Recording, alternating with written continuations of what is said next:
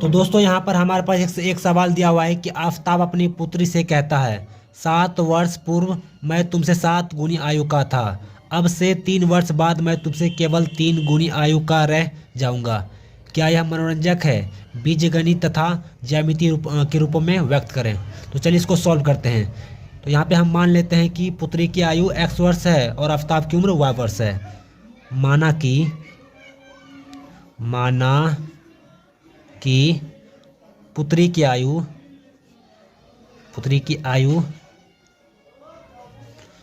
x वर्ष है। ठीक है, इसी प्रकार से हम मान लेंगे आफताब की उम्र। आफताब की आयु बराबर मान लेंगे इसको y वर्ष। ठीक है, अब प्रश्नानुसार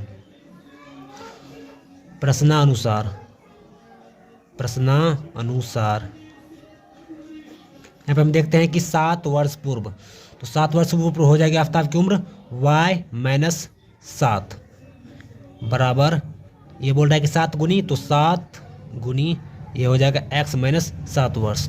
तो ये हो गया आफताब की उम्र और ये हो गया उसकी पुत्री का उम्र। इसको सॉल्व करते हैं, पहला समीकरण निकालते हैं इससे। ये 7 बराबर ये 7x माइनस 7 इंटू 7 तो 49।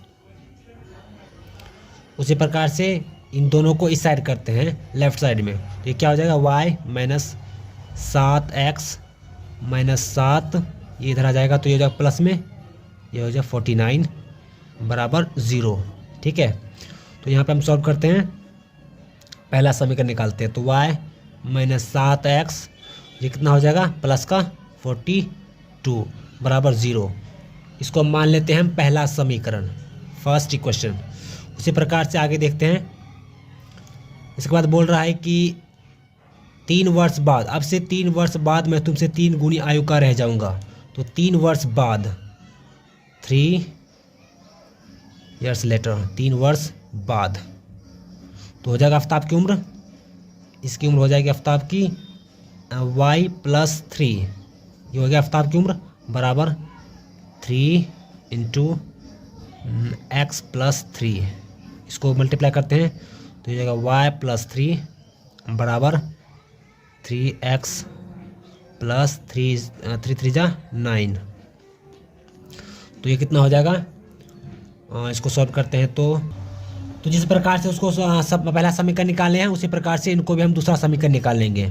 तो y प्लस ये इधर आ जाएगा तो माइनस में हो जाएगा, एक बार और इसको लिख लेते हैं। तो 3 नहीं, ऐसा नहीं होगा, तो y माइनस 3x प्लस 3। ठीक है, उसके बाद ये हो जाएगा माइनस का 9 और ये बराबर हो जाएगा 0। तो y माइनस ये 3x और ये कितना हो जाएगा माइनस का 6 तो बराबर 0। ये हो गया सेकंड समीकरण। यहाँ पर हमारे पास एक पहला समीकरण आ गया और एक दूसरा समीकरण आ गया। तो यहाँ पर हम लिखते हैं समीकरण 1 के लिए, तो पहला समीकरण में हम x का मान 0 रखेंगे। समीकरण 1 के लिए, समीकरण 1 के लिए। ठीक है, समीकरण 1 में हम यहाँ पे रखते हैं, तो इस समीकरण को पहले हम लिख लेते हैं। समीकरण 1 को 7x प्लस 42 0, ये पहला समीकरण है। यहाँ पे रखते हैं x का मान 0, PUT पुट x बराबर 0, यानी कि समीकरण 1 में x का मान 0 रखने पर तो ये कितना आएगा। तो यहाँ पे हम निकालते हैं मान, इसको यहाँ पे आ जाएगा समीकरण 1 में y माइनस 7 ये आएगा 0 प्लस ये 42 बराबर 0। तो यहाँ y का मान कितना निकला, बराबर माइनस 42, ये y का मान निकला। अब यहाँ पे क्या करेंगे, समीकरण 1 में यहाँ पे रखेंगे पुट y बराबर 0, एक बार रखे y का x का मान 0, अब यहाँ पे रखते हैं y का मान 0।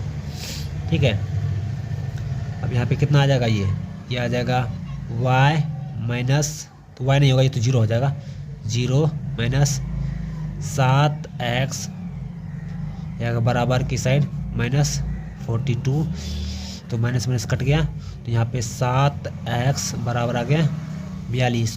तो यहाँ पे x का मान कितना आएगा, 42/7 यानी कि 7×42। तो यहाँ पे हम कह सकते हैं x का मान कितना आया 6। इसी प्रकार से यहाँ पे समीकरण 2 भी करेंगे।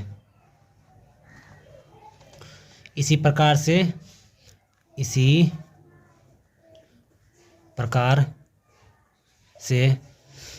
समीकरण 2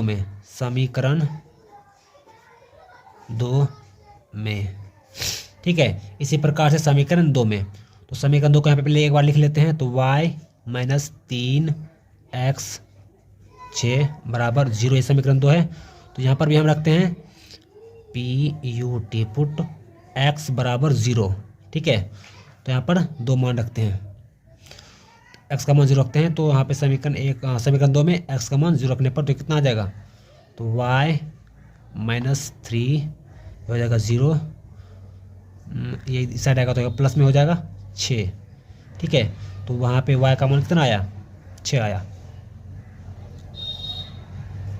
तो यहाँ पे y का मान कितना आया 6 आ गया, ठीक है। इसी प्रकार से इसी प्रकार से हम y का मान निकालिए समीकरण 2 में। इसी प्रकार से निकालेंगे x का मान। तो PUT पुट PUT है PUT y बराबर 0। तो यहाँ पे कितना मान आ जाएगा समीकरण 2 में, तो हो जाएगा ये -3x बराबर ये 6, ठीक है। प्लस का आ जाएगा, इस साइड है तो प्लस का आ जाएगा। तो यहाँ पे x का मान क्या निकाल सकते हैं, यहाँ पे निकाल सकते हैं 6/3, ठीक है। या आगे -2, यहाँ पे हम कह सकते हैं कि ये 2 आया, ठीक है। तो x का मान कितना आया -2। तो यहाँ से आगे सॉल्व करते हैं समीकरण 1 में। समीकरण 1 में, ठीक है, ये x एक टेबल बना लेते हैं, ठीक है। ये टेबल बना लेते हैं एक बार। यहाँ पे y का मान निकालना है। उसी प्रकार से यहाँ पे एक बार हम x का मान 0 रखें तो y का मान कितना आया, यहाँ पे y का मान आ गया।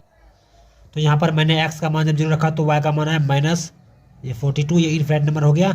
और y का मान जब 0 रखा तो x का मान कितना आया, ये 6 आया। इसी प्रकार से समीकरण 2 को भी हम लिख लेते हैं इस टेबल बना के। समीकरण 2 में, तो ठीक इसी प्रकार से समीकरण 2 में भी हम टेबल बना लेते हैं। ये x का और y का भी मान निकाल लेते हैं। x और y को पहले लिख लेते हैं यहाँ पे, ठीक है। तो यहाँ पर भी मैंने जब x का मान 0 रखा तो y का मान कितना आया, तो x का मान जब 0 रखा तो y का मान आया था हमारे पास 6, और जब y का मान 0 रखा तो x का मान कितना आया था -2। तो इसी प्रकार से समीकरण को सॉल्व हो गया। अब यहाँ पर हम एक ग्राफ खींचेंगे, ठीक है। ये बोल रहा है कि ग्राफ विधि से सॉल्व करने के लिए, तो ग्राफ विधि से उसको पहले ग्राफ खींच देते हैं। तो चलिए दोस्तों, मैंने x और y मैंने एक ग्राफ का डिजाइन बना लिया है। तो इसमें सजाते हैं समीकरण 1 और समीकरण 2 को। तो समीकरण 1 में यहाँ पे तो x का मान 0 रखे हैं, तो यहाँ पे कितना आया 6 आया। उसके बाद y का मान आया -42। तो इसको तो नहीं लिखेंगे 42 को, उसके बाद 6 जो है तो यहाँ पे लिखते हैं। तो मेरे पास ये स्केल तो नहीं है, तो मैं पेन से काम चला रहा हूँ, तो आप लोग स्केल ले लेना। तो यहाँ पे समीकरण कितना आया, 1 में 6 आया। तो यहाँ पे इसको मिलाते हैं, तो समीकरण 1 मिल गया, ठीक है। अब इसी प्रकार से यहाँ पे देखेंगे दूसरा समीकरण में, यहाँ पे आया था -2 और ये 6 आया था। तो -2 यहाँ पे एक मिलाएंगे रेखा, और दूसरा यहाँ पे आया 6। तो इन दोनों को मिलाते हैं, इस दोनों बिंदु को। तो यहाँ से एक खींच लेते हैं रेखा, ये 2 आया, यहाँ पे 6, ठीक है। इन दोनों को मिलाते हैं, ठीक है दोस्तों। तो यहाँ पे थोड़ा सा तीर का निशान बना देते हैं, इसमें भी और इसमें भी, ठीक है। तो दोस्तों ये मिल गया -6, ये हो गया। और उसके बाद यहाँ पे लिख सकते हैं 1 ऐसे करके, और ये 6, उसके बाद आया 1, 6.1 यहाँ पे कोमा लिख सकते हैं। और इसको भी लिख सकते हैं यहाँ पे, यह 6 बिंदु पर मिला है, तो 6 यहाँ पे लिखेंगे 0 निर्देशांक यहाँ पे लिख सकते हैं। और यहाँ पे समीकरण को भी चाहें तो हम लिख सकते हैं। ये दूसरा समीकरण का है, तो यहाँ पे दूसरा समीकरण लिखेंगे। तो यहाँ पे लिख सकते हैं y - 3x - 6 बराबर 0, ये दूसरा समीकरण था। और यहाँ पे हम लिख सकते हैं ये पहला समीकरण था। तो y - 7 एक्स प्लस 42 बराबर 0। तो ये हमारा क्वेश्चन पूरी तरह से बन गया। तो इस तरह से आप क्वेश्चन को सॉल्व कर सकते हैं। उम्मीद करते हैं कि आपको ये वीडियो पसंद आया होगा।